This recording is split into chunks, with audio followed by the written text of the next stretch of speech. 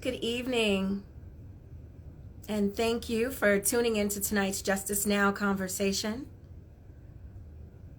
We're going to give folks some time to join the chat, and I encourage you to engage with us, drop a comment in the box, and let us know where you are dialing in from.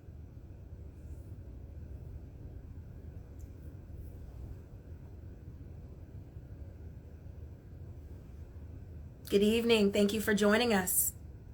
We'll be getting started shortly. Hi. So great to see so many folks coming in. I encourage you to let us know. Oh, Richmond, Virginia. Where else are you dialing in from? I think this is an important conversation. There are so many folks across the country who are grappling with these issues, and so I look forward to you lifting them up. White Plains, Maryland. Good to see you. Hi, everyone. As you join the call, feel free to drop in where you are dialing in from. I see we have someone from Tampa Bay.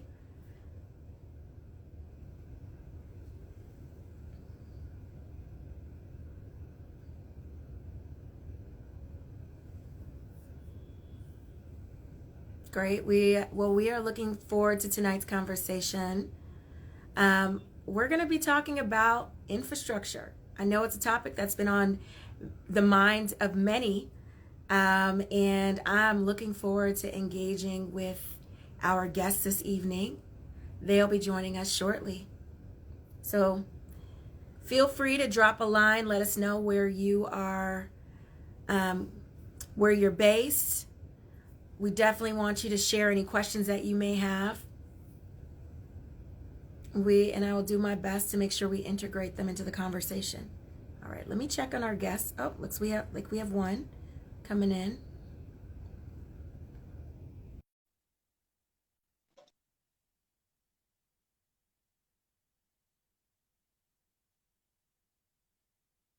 Hi, how are you, Latricia? I'm well. How are you? I'm doing well. I'm so glad you were able to join us this evening. Thank you for the invitation. Um, so I know we're still giving folks some time to kind of jump in the chat. We have another guest that's going to be joining us. Just give me 1 second. But I know you have been really at the forefront of this issue for quite some time. So I'm looking forward to hearing what you have to say and share with our audience this evening. Yeah, I'm looking forward to it. A much needed dialogue indeed. Very much needed.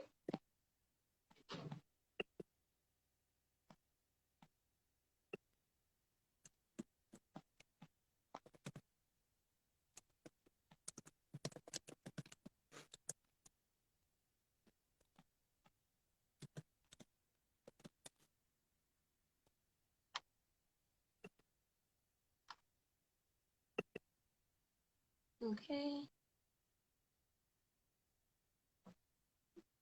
All right, why don't we get started? Because I want to make sure we make the best use of our time. Um, good evening, everyone, and thank you for joining us for tonight's Justice Now conversation, sponsored by the National Urban League. I'm your host. I'm Jerica Richardson, and I serve as a Senior Vice President for Equitable Justice and Strategic Initiatives at the League. So tonight we're going to be talking about infrastructure, a topic that is on the minds of so many. And we're going to be answering the question, how do we build back a better America? And how do we address environmental crisis in the Black community? And so here with me this evening, I have Latricia Adams. It's a pleasure. Latricia is actually a member of the National Urban League movement, has been a member of the National Urban League Young Professionals, has been a leader in the movement. And I want to give her a little time and space to talk about her work. But to give you a little background on Latricia, she is a proud native of Memphis, Tennessee. So for all those folks tuning in from Tennessee, please make sure you show Latricia some love. And she is also the founder and CEO and president of Black Millennials for Flint. And now I know many of you have been following a lot of the challenges that we have seen with infrastructure across the country. But when we think back, Flint, Michigan really rang the alarm on this issue in the United States. The Flint water crisis was something I think that was on everyone's minds. You could not go anywhere in America without folks talking about it. And sadly, what the community and Flint experience is not new. It's not unheard of. Unfortunately, so many Black and Brown communities across the country have been struggling and suffering from some of the same issues as it relates to water, infrastructure, and really just a lack of engagement, investment in the infrastructure there. And so our communities have been suffering. And Latricia, I just want you to share a little bit about yourself with this group. But before you do that, I have to share one more accolade because it's awesome. So for those of you who are tuning in, Latricia is the youngest African-American woman appointed to the White House's Environmental Justice Advisory Council. That's a big deal, a huge deal. We're so excited to have you on that council. You know, you are very close to the issues, but have been a very vocal advocate and member of the National Urban League movement for quite some time. Oh, it looks like you're getting a lot of love in the chat. I hope there's some YPers tuning in. So Latricia, why don't you tell us a little bit about your activism on these environmental issues and the work that you did in Flint, kind of what got you involved and invested in this work? Yeah, so I would be remiss not to just say thank you to the National Urban League, specifically shout out to Thursday Network with the Greater Washington Urban League, which is where my entry point was to the environmental justice movement. I am, interestingly enough, an educator by trade. I worked as a teacher, as an admin for about 16 years. As you can see, I look youthful, but I'm almost about the age out of the YP spectrum. Still got a little bit of time left.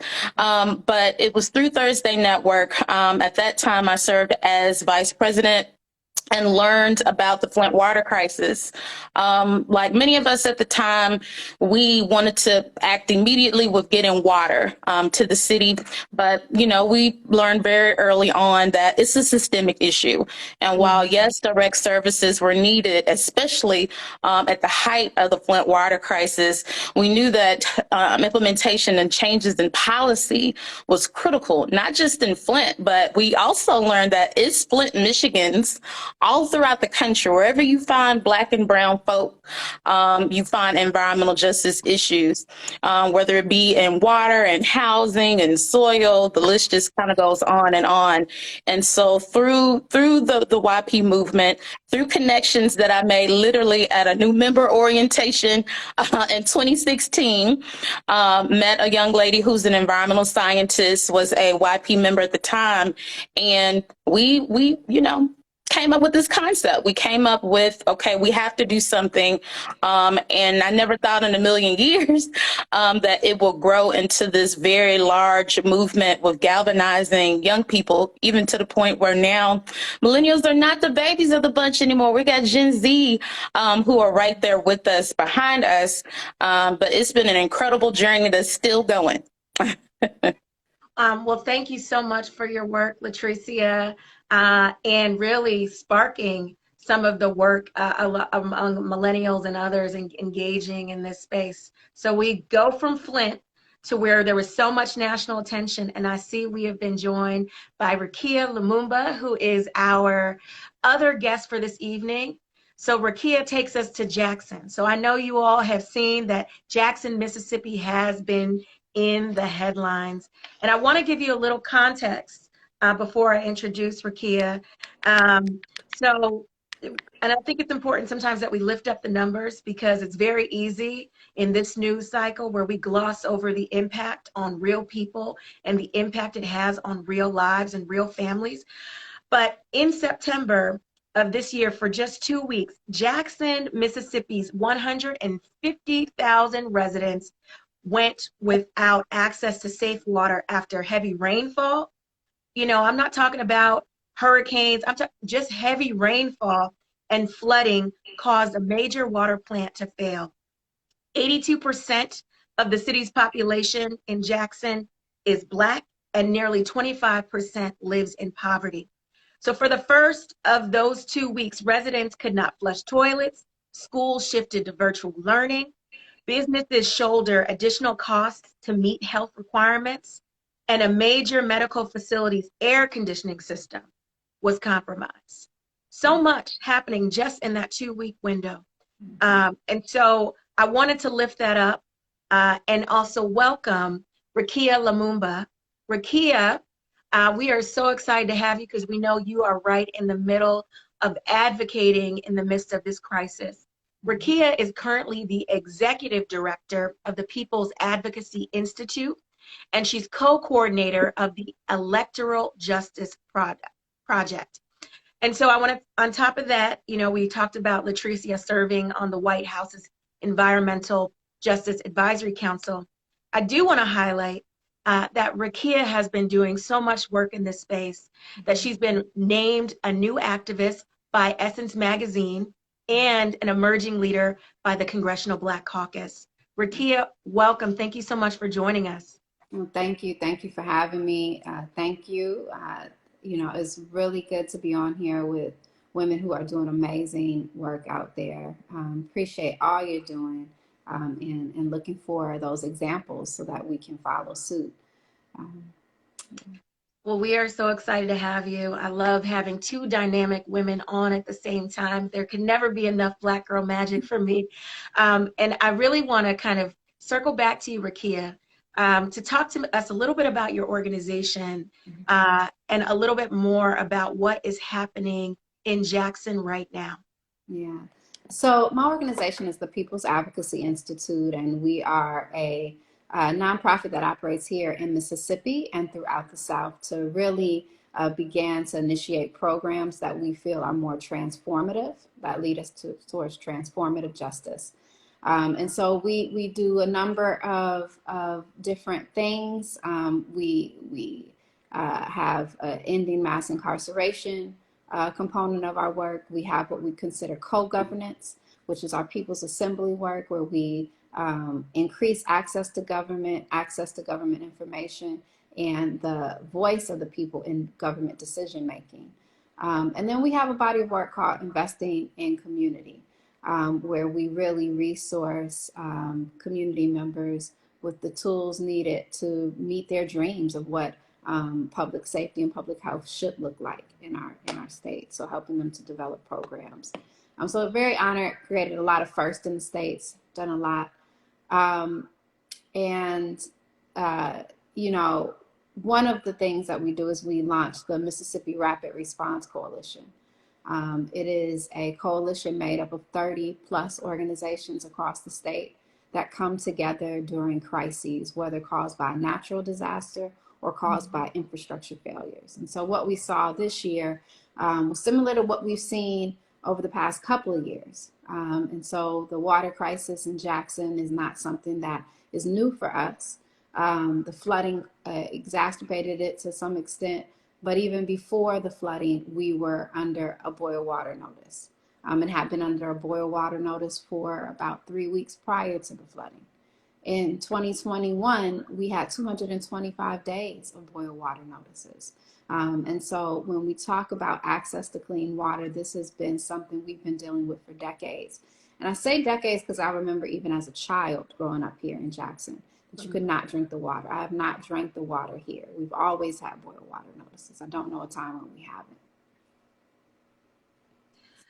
Wow, there was a lot that you said right there. I know as we lifted up earlier, this is happening in many places throughout the country.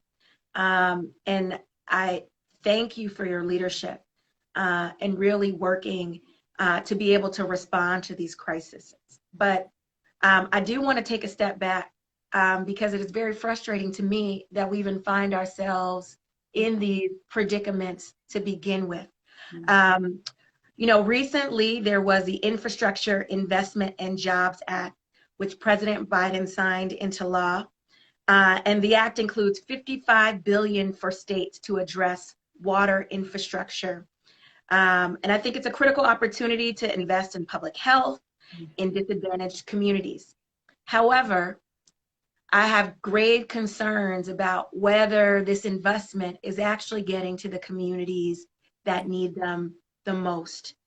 And Rakia, I want to go back to you because it's been in the news. There are two congressional committees that really want to talk to your governor, Tate Reeves, to explain exactly how the state of Mississippi is spending hundreds of millions of dollars in federal funds at the same time that you see Jackson, a predominantly Black, but it's the capital city of the state, quite frankly.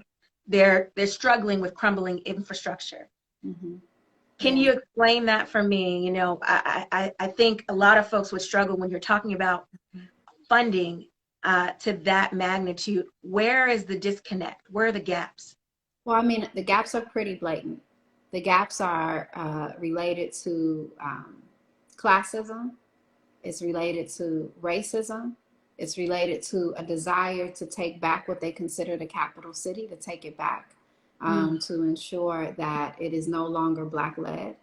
And so unfortunately, what we see in our governor is an old mindset of Mississippi, a mindset that went away when we took down the Confederate emblem in 2020 off of our state flag. And ever since then, he has been vigilant in his efforts to try his best to tear down any progressive movement that we see in the state. So, I mean, so that's one thing. But, what we see is that it is clearly by far, and I don't have to hold my tongue with it because it's a reality. And it is, at this point, it's similar to when our folks inside rose up despite the consequences of their action. And when they rose up in 2019 and 2020, had uprisings inside of Mississippi State prisons where they were tired of the inhumane conditions and treatment that they were receiving.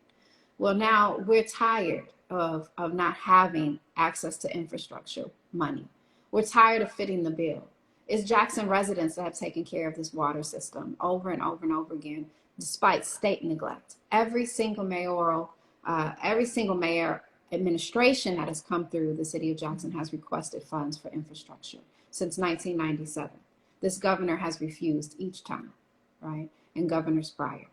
So what we see, the gap is that there is more concern with depriving Jackson of resources to as they've done, as you see, is the strategy in other cities that are predominantly Black-led, deprive, divest from predominantly Black-led cities and allow them to fail so you can come in and be the superhero.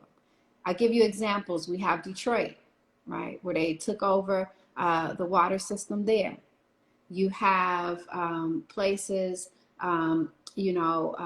we think even go beyond just water and we think about schools.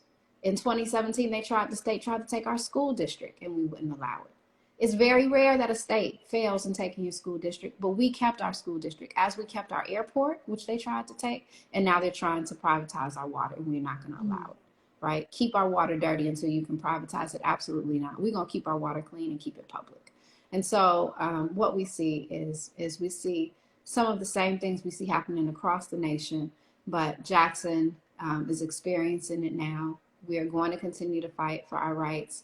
And, honestly, the last thing I'll say is that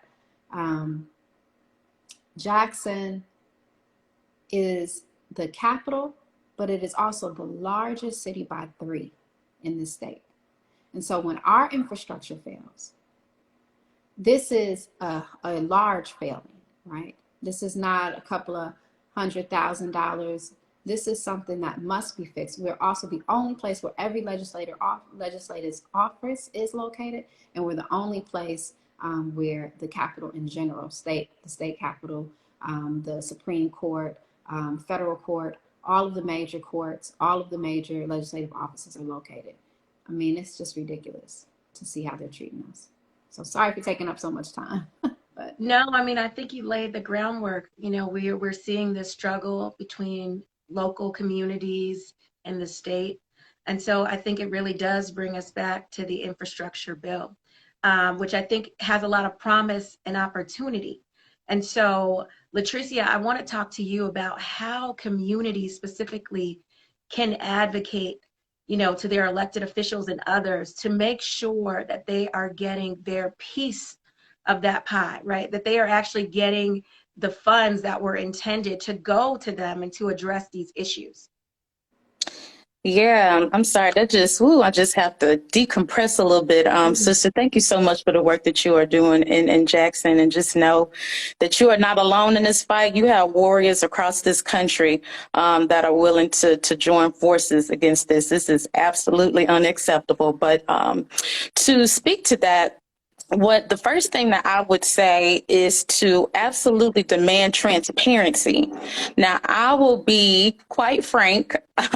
So one of the things that I have been speaking to from a WEJAC or a White House perspective is when we started to see money come down to the states, we're immediately on, just a little bit scared because we knew that once that money left the feds and got to the state, that Black and brown folks weren't going to see that money. And if you do, it was going to be a bloody fight. And so one of the biggest things that even within our work, we have been pushing from a local perspective is to ask for transparency. There has to be clarity around every single cent where it's going. Now, one thing that is also really critical if from a local level, there's not the type of transparency that is needed, and I'm talking about line by line, there's a lot of nuance and specificity specifically around how this funding can and should be used. One thing that we will also suggest, or I would suggest, is if you don't get that transparency, particularly if you live in a majority Black, Latinx, or Indigenous community or city, file a civil rights complaint. If they cannot be frank with you and tell you exactly how that money is being spent, there's somebody above them, right? I'm not saying it is easy, but we have to, as a collective, let people know up front that we're not playing. This is a $1 trillion investment federally. And then also, this is our money. We pay tax dollars. It's not like we're asking for favors, right? We have absolute entitlement to this funding. And the other part of that is be very specific about what the ask is. And then the other part is, as it relates to the labor component of the work around infrastructure, we have to make sure that contractors are Black and brown, period. So that's another key indicator that was a big initiative with this particular administration is around green workforce. Part of that is also with training and development. We have to make sure that folks within our community that are in those frontline communities have access to get training, to get developments, to get the contracts, to be self-sufficient. That's another issue that we're seeing. Another way in which innovation can be seen with this bipartisan infrastructure funding is who's going to get those contracts to actually do the work and the labor. And then the last part that I will say is, even though it sounds like a lot of money, it's not enough. So another thing that we've been emphasizing and really amplifying is making sure that whether it be your utility agencies or whoever is responsible for the water infrastructure or traditional infrastructure within your respective city, town, municipality, they need to give you a ballpark figure long term.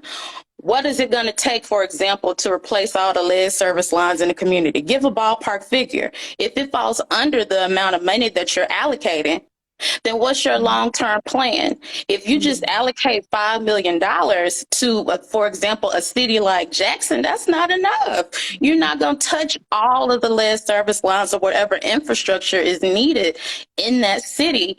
And so if we truly want to get to are placed in our communities where they're healthy.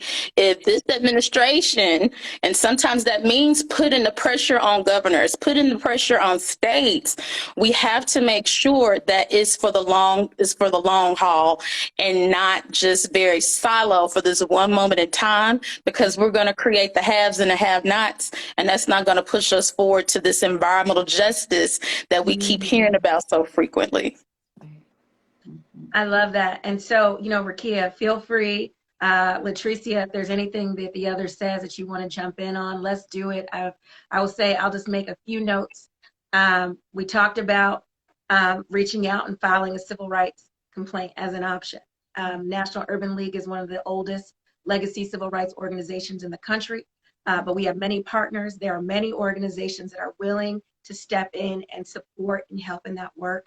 So thank you for lifting that up. And I also want to dial back to what you just said most recently about the numbers, right? Because you're right. When we say millions or hundreds of millions, it seems like a lot. But how deep this problem has gone. Rakia talked about experiencing challenges with water her whole lifetime in Jackson, right? And so I think it's important that we get more information on what the plans are, because continue to put Band-Aids on top of Band-Aids really never addresses the problem long-term for our community. I saw a question in the chat, and it's a process question, so either of you feel free to jump in. The question was, so do the funds, when they leave the federal government, go directly to the governor? So at Jackson, yes. So once the money goes from from the federal government, it goes directly to the state and is held within the governor and legislators' control. So there have been times when, for example, Jackson legislators have voted for a proposal for Jackson's infrastructure, and other smaller rural areas that had applied at the same time. Legislators approved it, the governor vetoed it, right? Because Jackson was in there. So you see this even last year when we talk about President Biden, his administration allocated a particular, or had earmarked in their distributing of money to Mississippi, had indicated what percent of that money or what portion of that money should come to Jackson. We've yet to see that money come to Jackson, right? So, there used to be a time, and I don't have the exact data in front of me right now, where we didn't have this form of distribution, federal dollars coming through the state to the cities. There was a time in history where the federal government could give directly to a municipality or a county or a district instead. And so, I think it's something that we really need to begin to look at as voters. Now, is there recourse for voters and communities? How do you revisit that? Is there a way to change the structure that currently exists in Jackson or in Mississippi itself? Is that something that could be changed via ballot initiative? It's something that the legislature has to take up? How do you change process issues like that? Yeah, well, one, we can definitely try at the local level, but it's a federal, it would have to be a federal mandate. It's a shift federally, because every state currently has it. Some states just have more responsible state governments, right? That actually, do what they're supposed to do with the funds. Here we have a case with Brett Favre currently and our former governor, and a scandal where they took TANF funds away from people. And so, leaving it in the hands of the state, has its consequences and its benefits. Well, I think you bring up an important point. So much of this right now and currently depends on who sits in what seat and who is in what office. And so I know we are heading into our midterm elections. This is a topic that I know a lot of people care about, on top of inflation and a host of other things. But Latricia, as a member of the Urban League movement and having been a leader in the YP space, what advice do you have to young professionals and others really who just care about this issue and want to get engaged. How can they, as an individual citizen, influence the way this money is funneling down? What can they do to really impact who is representing us in these offices to have better outcomes? Sure. So one thing, and I promise that it's really connected, but I think that it is a space that oftentimes, not even just young people, but voters don't think about. Outside of like a governor and some of your other like House representatives, your state senators and the like, it's also really important to touch base with your local and state boards and commissions. Ooh, it's so critical. And really just, in addition to just becoming a bit more aware of what power those boards and commissions have, but also make sure that you hold people accountable about who's sitting in those boards and commissions, and if they're actually following suit with making sure that if a seat is supposed to be vacant, if a term is up, advocate for those seats. I want to use a real life example. It's not something specific to Flint, but it's something specific to my hometown. So right now, in Shelby County, which is in Memphis, there is this battle right now for access to multiple types of energy. Right now, the Tennessee Valley Authority kind of has us in a stronghold where it's a monopoly. Our light bills, energy bills are ridiculous. My dad is on a fixed income. In full transparency, like about 75% of his income or Social Security goes towards the light bill, right? And so there's a powerful vote that's going to happen locally where the Memphis Light, Gas, and Water Board will literally have the power to determine whether or not to make the recommendation for the city to move forward with extending a contract with the Tennessee Valley Authority, or if it should be a truncated term. That's literally a board. So while that's not necessarily like an elected office that you would see on a ballot, it's still very critical that we as young Black folks, that we show up in those spaces. Oftentimes it's very covert, even when those types of meetings happen, even people really knowing the nuances around power is sometimes hidden, and we know that it's on purpose. And that's just one example. Another thing that I would recommend is if there is somebody that gets into office that you think is best representative of the culture of the community, advocate for additional boards and commissions and say, this is what power I want to come from the community. The boards and commissions that exist locally right now, that's what somebody did. So if you want certain aspects around infrastructure, water quality, groundwater, wastewater, what have you, that literally can be built from the community up, right? So that's something that I think really is an area where it could be explored a bit more. And then the last thing that I would say is to hold your state, local, federal, everybody's agencies accountable. You can reach out to them. They cannot deny access to you. Every single local, state, federal agency has a legal right to be responsive. So if there are things that you think are a demand from a community and you're experiencing challenges either on the elected side or what have you, you have every right to advocate at the agency level as well. And that includes making sure that your voice is heard with rules and regulations. I will give it from a federal perspective. There have been quite a bit in my lifetime. I haven't seen as many of these opportunities to provide input on rules and regulations. If you're not seeing that level of engagement at the state and local level, there's also a layer of advocacy that you can push for, because even beyond the electeds, and we see this with the federal government, you can do the right thing and you can say, hey, I got this bill passed that's going to allocate these resources, but it gets stuck, not even sometimes with the electeds, but with these agencies and these senior advisors and these appointed positions that still need to be held accountable.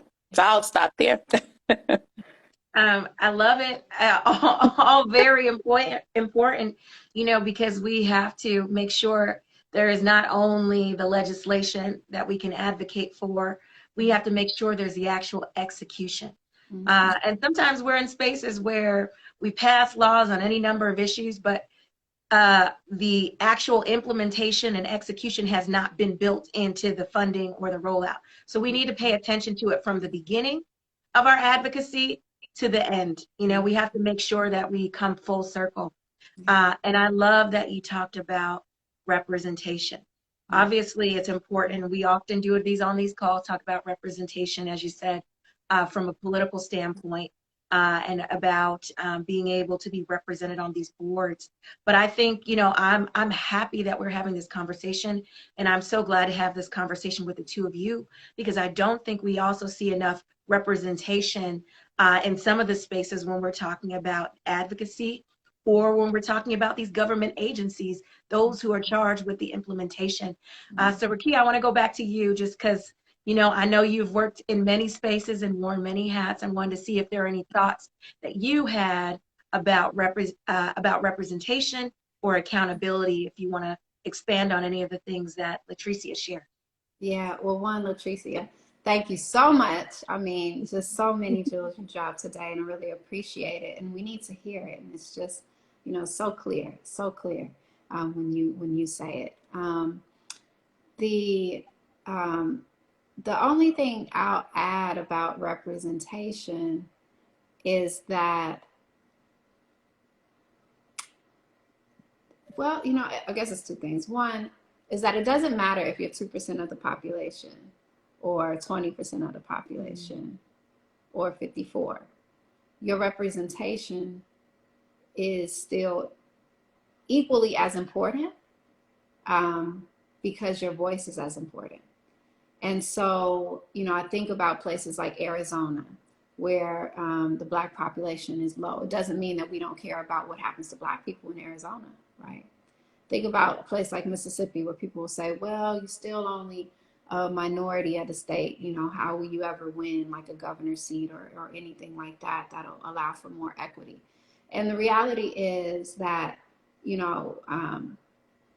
everywhere, pretty much in this country, Black people represent a minority in our cities, right, or in our states by numbers. But that does not stop us from winning. Right? And so even in a place like Mississippi, where it seems harder to win, even in a place like Arizona, where it seems nearly impossible to win, we have seen victories. When we put ourselves out there, we see victories, because when we talk about voting for Black people or saving Black people, we know that means we're saving everyone, right?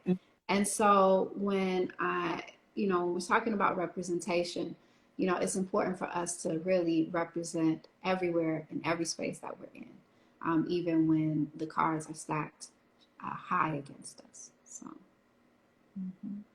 Thank you for that. I think it's important to not only talk about the challenges, but to talk about the opportunities. And I like to be aspirational. So in an ideal world, what would the future of infrastructure look like? What would the positive impact be for communities of color? What can we change, or what can we do to get there? Latricia, I'll start with you, and then Rakia, I'll go to you. So it's going to sound like really basic, but literally take out all of the dirty and make it clean. It's not like we don't understand the science folks are brilliant, especially Black women, but we know what it takes to clean our water, to make sure that our homes don't have mold and don't have lead and a myriad of other environmental hazards. We literally know exactly what to do. We have to do it. And so in a perfect and ideal world, we would be able to tap into a moral compass that's grounded in good and literally do the right thing and clean up what we know is dirty. If it means we're tearing it all down and starting all over again, that's literally what we have to do. We know what to do. We just, as a collective, and those people with power and influence, just have to do it. Thank you for that. You know, folks have to stand up. They have to speak up, speak out. We're not going to see change without it. Rakia? Yeah, you know, uh, this vision in space is my favorite space. It's the hardest, but it's my favorite. Like to imagine what doesn't exist right now, right? That's beyond what we know. And it's a lot of work that we do in our assembly work when we bring masses of community members together. We focus most of it on visioning the solutions. And so, you know, when I think of it, it's clean, it's pristine, it's, you know, coming in so many ways, like where we don't just require it to drop from the sky and rain or come from our lakes, but, you know, we have new innovations, you know, now like the brother Moses who created the machine that makes water out of air. You know, like we have all of these amazing, and we have all of it, like all of these amazing innovations. We have all of it. We haven't rebuilt a water sewage system that replicates something from the 1990s, but we've built something that's representative of something in 2050, right? Like we've thought ahead. That's what I want for us. I want it so that as the climate changes, as the environment of where we live change, our water systems can shift with it, and it not be a heavy lift. So, yeah. I love that. Now, you know, I could go on with this conversation, and it's one that we do need to continue. I think you all have just sparked something for so many of us on this call. And so I want to make sure that we continue to follow what's happening in Jackson, that we continue to lift up organizations like Black Millennials from Flint and others. And so I want to give folks the opportunity to connect with each of you and support your work and support your movements. And so if, you know, before we close, if you can just let folks know how they can connect with you, how they can connect with your organization, and how they can just get involved in the work more broadly. You know, I think you all both have done a great job of making it plain for folks. Sometimes people can hear the word infrastructure and then get caught up in what does that really mean and what are the layers to it. But I think you've done an excellent job of letting folks know what it really means and what the impact is if we do nothing, if we just sit on the sidelines and hope and pray and wish that we will have folks that will respond and show up. I think what we've learned from this conversation is we all have to be part of that work. We can't just wait for the answer. So, Rakia, I'll start with you. If you can share a little bit about your organization and how to get connected with you and get connected in this movement, how to follow any of the work that's happening in Jackson, and then I'll turn it over to you, Latricia, to do this. Yeah, thank you. Thank you so much again for having me. It's an honor. Everyone, if you want to get in touch, you can go to Mississippi Rapid Response Coalition. That's MSRRC.org. MSRRC.org to keep up with what's going on with the water crises. If you, you know, want to follow me or follow our broader work, you can go to Lumumba's Vision. That's LUMUMBA Vision, VISON.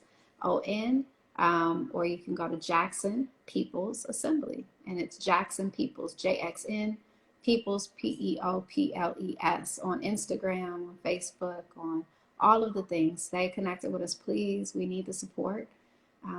Yeah, thank you. And then I'm Rakia.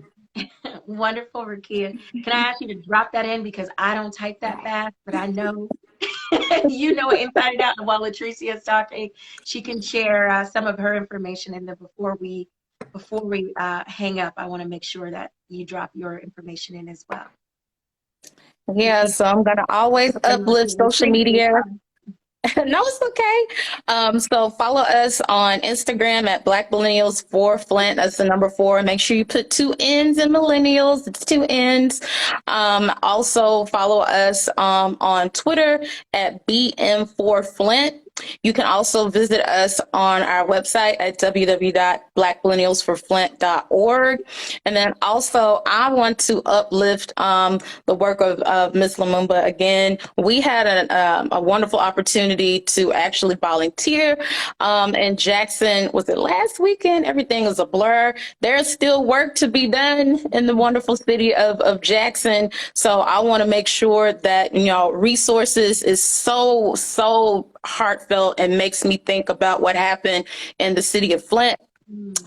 Even though it's still not in the media, I really urge folks to still continue to wrap your arms around our brothers and sisters in Jackson. But in the meantime, make sure that you just follow us on social media and check out some of our programming on our website. Well, thank you so much, Latricia, and thank you, Rakia. We are going to definitely take clips from this. We'll share it on our YouTube page and on the Urban Leagues page. But I want to make sure there were so many gems that I heard from both of you, and I want to make sure we continue to lift them up. This work is so important, and I thank you all for your leadership and standing up and getting in the fight and driving the conversation. Working with electives and others, doing all you can really to move the ball forward in this space. It doesn't always happen overnight, but I think if we remain vigilant and we continue to work together and partner, we'll reach these long-term changes that we need and stop just putting Band-Aids on the problem. So thank you for your work. And thank you to everyone that has tuned in and joined us this evening for tonight's Justice Now conversation. Infrastructure, it's an equity issue, it's a justice issue. And so I've been engaged and really want to encourage you all to get in this fight. And remember, the time for justice is always now. We'll see you next time. Take care.